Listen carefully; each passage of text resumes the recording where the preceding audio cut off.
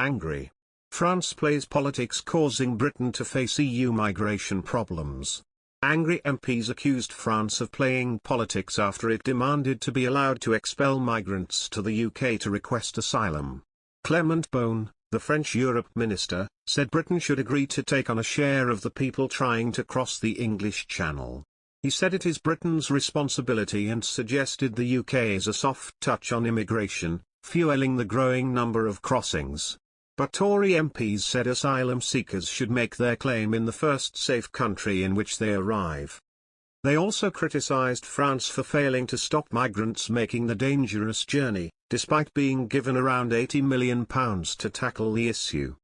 Andrew Bridgen asked, why should Britain take on the EU's migration problem? He added, it's clear that France is playing politics. France has repeatedly rejected UK demands to turn back boats at sea or allow illegal migrants to be returned to deter others from making the crossing. Tom Hunt said, if you are a genuine refugee or asylum seeker, you seek asylum in the first safe country you end up in. We have paid the French a significant amount of money to stem the flow of illegal migrants attempting to enter our country, and it's clearly had limited effect at best. If in addition to this we have President Macron's ministers making these sorts of demands, I do think it is the time to consider changing our approach to the French on this issue. One of those approaches could be intercepting boats and taking them back to France. Mr. Beaune called for a new migratory deal between the EU and Britain so we can expel, or direct a certain number of migrants to the UK so they can request asylum. It's Britain's responsibility, he said, suggesting the attractiveness of our asylum system has caused problems. A Tory source said, day after day French boats are escorting migrants into UK waters. We would love a new deal with the EU or France. But so far both are refusing to discuss it. A record 828 people crossed the Channel in small boats last Saturday. EU nationals now account for more than a third of all applications for British citizenship. They soared by 83% in a year to 74,384, the highest number since comparable records began in 2004.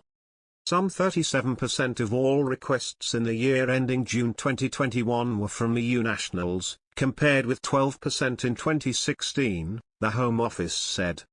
It added that the increase is likely to reflect more people seeking to confirm their status in the UK after Brexit. Since March 2019, EU nationals resident in the UK, and their family members, can apply to the EU settlement scheme to stay. The Withdrawal Agreement Bill has since passed all its stages in January 2020. After almost 4 years of uncertainty, Brexit will happen. Part 3 of the bill puts the provisions on EU citizens' rights into law. Surely, the debate on EU citizens' rights is done and dusted? Well, not quite. The issues raised by citizens' rights campaigners months ago are largely still unresolved, and this will certainly have consequences. There is no doubt that EU citizens in the UK will have to apply for the EU settlement scheme if they want to stay after Brexit and the 2020 transition period. The EU settlement scheme is a far cry from the automatic grant of all existing rights that was promised by Boris Johnson and others during the Vote Leave campaign, but the application scheme is here to stay. EU/EA citizens and their family members have until 30th of June, 2021 to apply.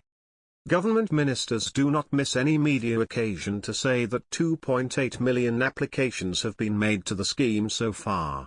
However, these large numbers presented without context do not solve the outstanding issues. Most of the problems that have been raised for months still exist and will have a real impact in the near future. During the debates on the withdrawal agreement, 2 key changes to the scheme were proposed: to change its legal basis to a declaratory registration scheme, as opposed to the current constitutive application system, and to include an option for physical proof of status.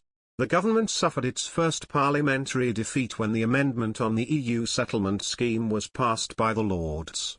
Nevertheless, this was voted down when the bill returned to the Commons.